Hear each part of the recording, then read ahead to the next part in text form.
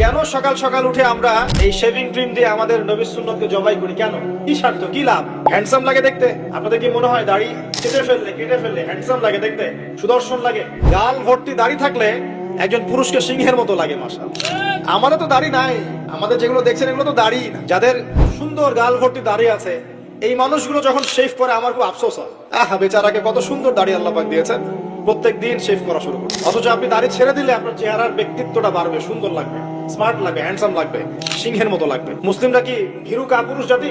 আলী রাদিয়াল্লাহু আনহুর চেহারা দেখলে মানুষ, যখন যুদ্ধের মাঠে তার চেহারা দেখলে মানুষ ভয় পেয়ে যেত। যুদ্ধের মাঠে তার চেহারা দেখলে মানুষ ভয় পেয়ে যেত। দাড়ি, ফুল দাড়ি, ছেড়ে দেওয়া দাড়ি।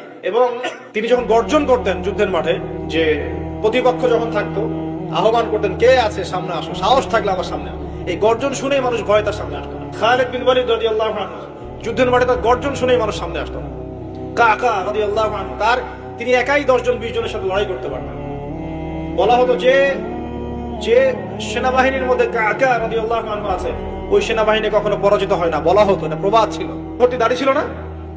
সাহাবীরা কি শেভ করতেন? কোনদিন দেখেছেন কোন হাদিসের মধ্যে সাহাবীরা শেভ করেছেন? তাহলে নবীর সুন্নতটা কি আগে নিজের দেহে আনতে হবে না? নিজের দেহে যদি সুন্নত না আনতে পারি, মানুষকে সুন্নত শেখাতে পারবো? ওয়াদা করা যাবে এখন যে আমরা ইনশাআল্লাহ দাড়ি শেভ করবো না? ওয়াদা করা যাবে? দাড়ি রাখলে চাকরি পাবেন না? রিজিক কার হাতে? না না, রিজিক তো দাড়ির হাতে মনে হচ্ছে। দাড়ি রাখলে যদি চাকরি চলে যায়, তাহলে রিজিক কার সাথে সংশ্লিষ্ট হলো? রিজিকের মালিক কে?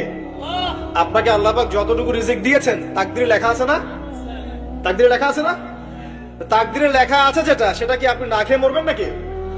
এটা আপনার তাকদিরে থাকে যে আপনি 50 বছর বাঁচবেন, আর 50 বছরে আপনি 500 মণ চাল খাবেন, কথার কথা। ওই চালের এক দানা বাকি থাকতে আপনি মরবেন? তাহলে রিজিক কি আমার সাথে সম্পৃক্ত না আল্লাহর সাথে সম্পৃক্ত? এই বিশ্বাসটা করতে হবে তো। দাড়ি রাখলে কি মেয়েরা পছন্দ করবে না নাকি? বলেছে যে বিয়ে করবো না দাড়ি রাখলে, এমন কথা বলেছে? কোন মেয়ে এরকম কথা বলে, ওই মেয়েকে বিয়ে করার দরকার নেই। যদি কোনো মেয়ে আপনাকে বলে যে দাড়ি রাখলে ভালো লাগে না, শেভ করতে হবে, না হলে বিয়ে হবে না, বিয়ে করবো না, ওই মেয়েকে বিয়ে না করাই উচিত আপনার। ওর তো মানে আপনাকে বিয়ে করার যোগ্যতাই হয়নি, ওর তো যোগ্যতাই হয়নি আপনাকে বিয়ে করার। সেটা দাড়ি নিয়ে প্রশ্ন তুলছে। যে মেয়ে বলবে যে নবীর সুন্নত আছে এজন্য আপনাকে পছন্দ করি, তখন বুঝবেন যে হ্যাঁ, এই মেয়ের মধ্যে ভালো কিছু আছে। যেই মেয়ে দেখবে যে আপনি নামাজি কিনা, যে মেয়ে দেখবে আপনি নামাজি কিনা, দাঁড়িয়ে আছে কিনা, ইমানদার কিনা, দিনের জন্য কিছু করেন কিনা, হালাল খান কিনা, ওই মেয়ে ইনশাল্লাহ আপনার ঘরে শান্তি দিবে। আর যেই মেয়ে আপনাকে দেখবে আপনার কত বড় সম্পত্তি, কতটা বড় জমি, কত বড় চাকরি, সুদ খান কিনা ওর কোনো আসা যায় না, টাকা হইলেই হইলো, এগুলোকে ঘরে ঢোকালে অশান্তি। কি চাচ্ছেন, শান্তি না অশান্তি? নবী সাল্লাল্লাহু আলাইহি ওয়াসাল্লাম বলেছেন, দিনদারিতা দেখে মেয়েদেরকে বিয়ে করো। কি দেখে? একই বিষয় ছেলেদের জন্য মেয়েদের জন্য সেম। ছেলে দেখতে হবে দিনদার কিনা, মেয়ে দেখতে হবে দিনদার কিনা, পর্দা করে কিনা, দিনদারিতা আছে কিনা। দুনিয়ার এই ছোটখাটো বিষয় যদি দেখেন, তুচ্ছ বিষয়গুলো, একদিন না একদিন আপনি পস্তাবেন। আর যদি আপনি দিনদারিতা দেখেন, ইনশাআল্লাহ আপনি কোনোদিন পস্তাবেন না ইনশাআল্লাহ। আল্লাহ পাক তৌফিক দান করুন। এটা একটা বড় সিদ্ধান্ত জীবনের। এই সিদ্ধান্তে যদি ভুল করে ফেলেন, সারা জীবন পস্তাতে হবে। অতএব এখানে বেশি আবেগে, ফ্যান্টাসিতে ভুগবেন না। ঠান্ডা মাথায় দিনদারিতাকে অগ্রগণ্য করে আপনি ছেলে দেখবেন বা মেয়ে দেখবেন ইনশাআল্লাহ। আর গার্ডিয়ান যারা পরিবারের পিতামাতা আছেন, তাদেরকেও বলবো, দুনিয়ার এই বিষয়গুলোকে বেশি প্রাধান্য দিতে যাবেন না। কত বড় চাকরি করে, কত বড় জমির মালিক, কত বেশি টাকা, এগুলো পরের বিষয়। আগের বিষয় হচ্ছে আপনার ওই জামাই দিনদার কিনা, আগের বিষয় হচ্ছে তার মধ্যে ইসলাম আছে কিনা, শুরুর বিষয় হচ্ছে আপনার ওই মেয়ের মধ্যে দিনদারিতা আছে কিনা। এটা নসিহত করে গেলাম। যদি আপনি বুদ্ধিমান হন, তাহলে আমার নসিহত গ্রহণ করবেন ইনশাআল্লাহ তাআলা। না হলে কিন্তু সারা জীবন পস্তাতে হবে। যারা বেদিন জামাই বিয়ে করেছে আর বেদিন মেয়ে বিয়ে করেছে, তারা বুঝবে যে আমার কথার মর্ম কতটুকু। তারা এখন ইচ্ছা করেও লাইন আনতে পারছে না। পারছে? ওই যে বলছে বিয়ের পরে ঠিক হয়ে যাবে, এত সহজ? এটা কি সুইচ টিপ দিলে ঠিক হয়ে যাবে? মানুষের মনটা খুব জটিল একটা বিষয়। এত সহজেই মানুষের মন চেঞ্জ হয় না। হয় ইল্লা মাশাআল্লাহ, আল্লাহ চাইলে হয়।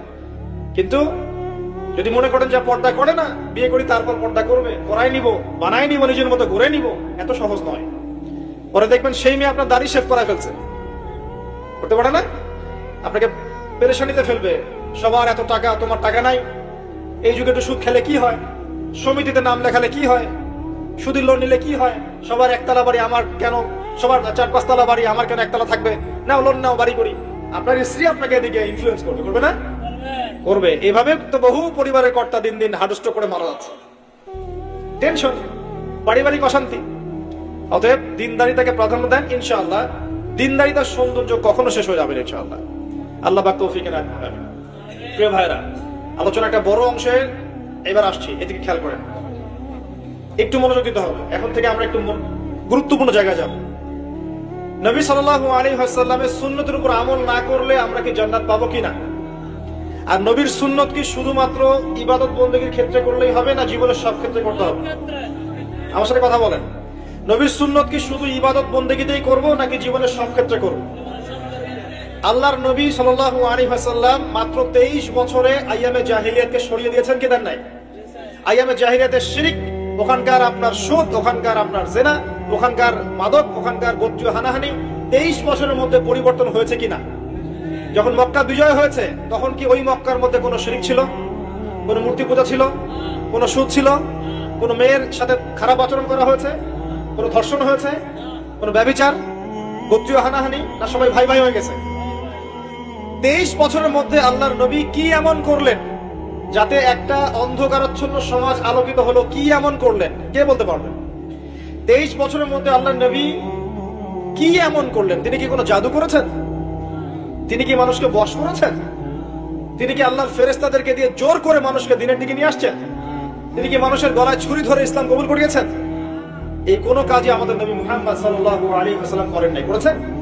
বরং তিনি মানুষের কলব, মানুষের হৃদয়টাকে পরিবর্তন করে দিয়েছেন। সুবহানাল্লাহ। মানুষের হৃদয়ের মধ্যে আগে কুফর ছিল, আল্লাহর নবী সেখানে ঈমান ঢুকিয়ে দিয়েছেন।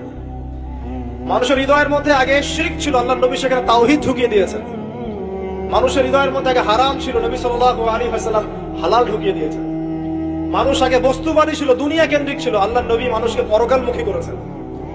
মানুষ আগে আল্লাহকে চিনতো না, আল্লাহর নবী মানুষকে আল্লাহকে চিনিয়েছেন। মানুষের কবর, হাসর, জান্নাত, জাহান্নাম নিয়ে এত চিন্তা ছিল না, আল্লাহর নবী তাদেরকে পরকালীন জীবন সম্পর্কে সচেতন করেছেন। করেন নাই? কিভাবে করেছেন? উত্তর, নবী সাল্লাল্লাহু আলাইহি ওয়াসাল্লাম 2টা উৎস দিয়ে করেছেন। কয়টা উৎস ভাই? 1 নাম্বার আল্লাহর কিতাব মানে আল কোরআন, 2 নাম্বার নবীর সুন্নত মানে কি? হাদিস। আমার সাথে কথা বলেন। 1 নাম্বার কি? আল্লাহর কিতাব মানে কি? আল কোরআন। 2 নাম্বার নবীর সুন্নত মানে হাদিস। এই কোরআন এবং হাদিসকে কেন্দ্র করে মাত্র 23 বছরে নবী সাল্লাল্লাহু আলাইহি ওয়াসাল্লাম পুরো জাহিলিয়াতের চিত্রই পাল্টে দিয়েছেন। পাল্টে দিয়েছেন কিনা? আচ্ছা, কিভাবে?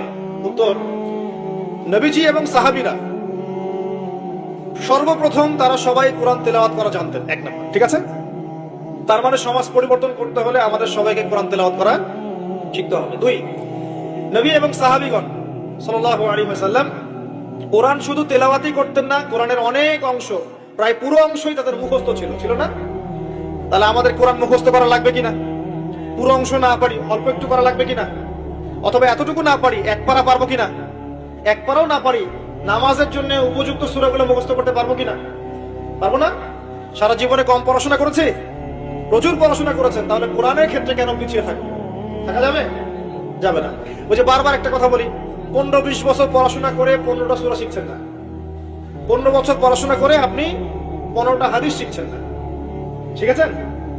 15 বছর পড়েছেন, 10 জন জান্নাতের সার্টিফিকেট প্রাপ্ত সাহাবীর নাম বলতে পারছেন না, নবীজির 10 জন স্ত্রীর নাম বলতে পারছেন না, তার জীবনী বলতে পারছেন না, ঈমান ভঙ্গের কারণগুলো বলতে পারছেন না, কোন কোন ক্ষেত্রে ওযুর মাসআলাগুলোও বলতে পারছেন না, কোনটা ফরজ কোনটা সুন্নাত। এমন আছে না? এবং এদের সংখ্যা কি কম না বেশি? এদের সংখ্যা কোটি কোটি, এমন কোটি কোটি মানুষ আছে বাংলাদেশের মাটিতে। আমরা সবাই মাশাআল্লাহ দুনিয়াবি ক্ষেত্রে শিক্ষিত হয়েছে ঠিকই, কিন্তু দিনের বেসিক জিনিসগুলো শিখি নাই। আপনি দেখবেন, আমি দেখাবো। কে আছেন বলেন জান্নাতি 10 জন সাহাবীর নাম বলতে পারবেন? একজন ব্যক্তি দাঁড়ায় যান দেখি, যদি বলতে পারেন আমার পক্ষ থেকে নগদ 1000 টাকা পুরস্কার। জান্নাতি 10 জন সাহাবী, এই দুনিয়াতেই তারা জান্নাতের সার্টিফিকেট পেয়েছেন। আল্লাহ নবী বলেছেন তুমি জান্নাতি, তুমি জান্নাতি, তুমি জান্নাতি। 10 জন বলতে পারবেন কেউ? তো বিশ্বাস করেন, আমি যদি এখন ধরি কোনো পুরস্কার দিব না, 1 টাকাও ভাদিয়া নাই, আমাকে বলেন বাংলাদেশ ক্রিকেট টিমের 10টা প্লেয়ারের নাম বলেন, সবাই বলতে পারবে। পারবে না? 10 জন ইন্ডিয়ান নায়কের নাম বলতে বলেন, পারবে। 10 জন ইন্ডিয়ান নায়িকার নাম বলতে পারেন, পারবে। 10 জন আর্জেন্টিনার প্লেয়ারের নাম বলতে পারেন, পারবে। 10টা ব্রাজিলের প্লেয়ারের নাম জিজ্ঞাসা করেন, পারবে। এগুলো পারবে তারা, পারবে কিনা? সত্যি কথা বলেন, পারবে কিনা? অবশ্যই পারবে। 10টা বাংলা সিনেমার নাম বলেন, পারবে। 10টা হিন্দি সিনেমার নাম বলেন, পারবে। পারবে কিনা? সত্যি কথা বলেন, পারবে কিনা? অবশ্যই পারবে। না পারলে তো আলহামদুলিল্লাহ, আপনার জন্য দোয়া থাকবে যে পারেন নাই। কিন্তু বেশিরভাগ ছেলে পেলেই পারবে, বেশিরভাগ মেয়েই পারবে। মেয়েদেরকে জিজ্ঞাসা করেন 10টা সুন্দরী মেয়ের নাম বলো, ভারতের, পশ্চিমের, হ্যাঁ, সিনেমার, নাটকের, গায়কের, গায়িকার 10টা সুন্দর সুন্দর মেয়ের নাম বলো, বলে দিবে। পারবে না? জিজ্ঞাসা করেন আজকে গিয়ে যে 10 জন জান্নাতের সার্টিফিকেট প্রাপ্ত 10 জন সাহাবীর নাম কি, দেখবেন বেশিরভাগই বলতে পারবে না। এই বিষয়টাকে আপনি কি মনে করছেন? বিগত 10, 20, 30 বছর থেকে আমরা দেখছি যে একটা অসুস্থ প্রজন্ম তৈরি হচ্ছে, অসুস্থ প্রজন্ম।